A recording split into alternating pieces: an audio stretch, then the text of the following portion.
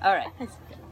Okay, so this is the ninth standard, and we're gonna talk about the professional development plan.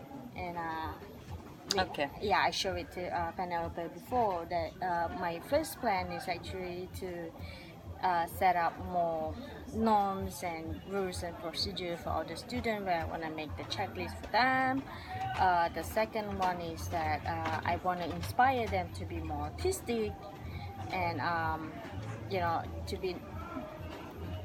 be more brave with like the creativity and stuff. The third one is I want the student to collaborate with other division, so they help with each other, and I also want to collaborate with other division. The fourth one will be I want the student to have more exhibition to public, to like parents or to other students or even to like people outside the school. So Yeah. So regarding your first goal of classroom management procedures and things like that, what I'd like to suggest to you is that you always have to find the right balance of procedures and checklists and rules and always find a way to have the least and most clear set of rules for your kids. So the least and the most effective ones, because it becomes really hard to keep track of these for yourself if you have too many and the kids will not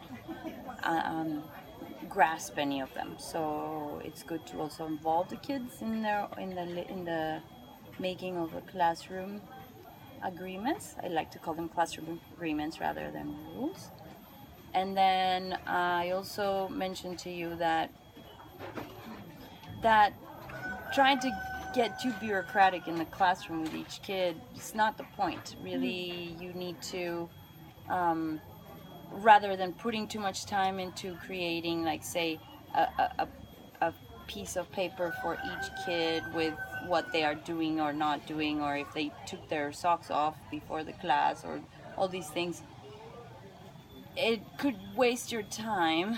And I think it's best to be ready to, like I say, have the least and most effective expectations, and always be ready to connect directly with them, not having a paper or a procedure between you and the child. Just always be ready to manage your class in fun ways, in creative ways, and I think that's where you need to put most focus on, to research what are teachers of creative endeavors tools, to help kids be contained and well behaved in a class and fulfill the requirements.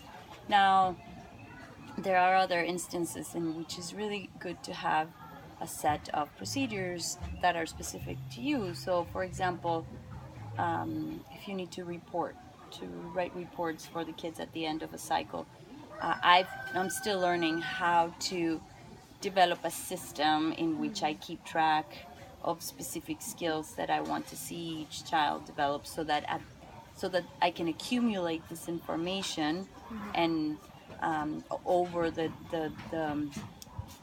period of learning period, um, and then at the end I will have all this information. And it's still hard for me to have the discipline to, after each class, write down an observation for each kid, but these are good procedures that it's good to spend. If you have that kind of mind to establish, procedures and rules, it's good for you to use that for yourself, and learn how to make them simpler for you and the kids. So there's two areas. I'm not sure if I'm making any sense. like make it more personalized. So when it's setting up procedures for yourself so that you can be more effective, yes, do that with your own work.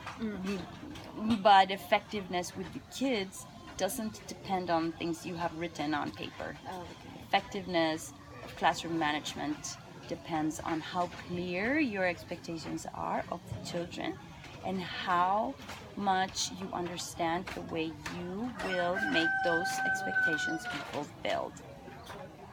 But that is done with connection, human connection, not with papers and checklists. That's old school. Regarding your second goal of helping, yeah, inspiring the kids to be more creative, of course. Yeah, that should be your lifetime search, and that's where you need to spend your time, you know. So continue to develop yourself as an artist, and be careful because many art teachers don't take the time to do their own art. So always keep that as part of your professional development goals. And it's hard because we don't find time to do that, especially if we have families and Yeah. children that we need to take care of our own children. You know, that makes it challenging, but you will only inspire them as much as you are inspired to be creative. I think I do learn from like my friends, like college friends and stuff, how after they get into like professional life, they forgot to paint, they forgot to do like creative stuff, and they have to force themselves, and they have to like gather other people like, hey, let's just make 30 days of like drawing this Yeah. day and stuff. Yeah. And then you know, because it's like a community thing, then you kind of force yourself, like it doesn't matter how it looks like, but Yeah. you need to practice again. That's Yes. With the collaboration with other divisions, of course, that is a one big tendency in the education world is to do integration of arts into other subjects.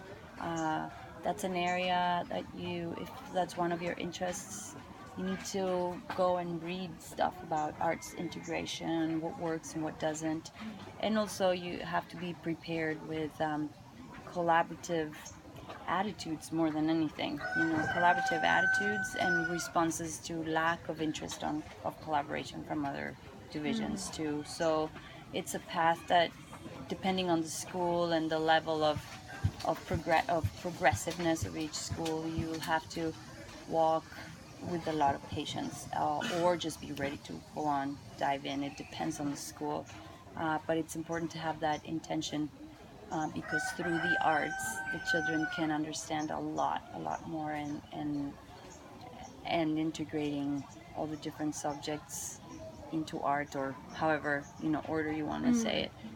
It's a very effective way for both arts and other subject areas. And then, yeah, what you were saying about the exhibitions, that I'm so happy that you have that goal, because there are art teachers that don't consider exhibition of children's artwork as an important thing.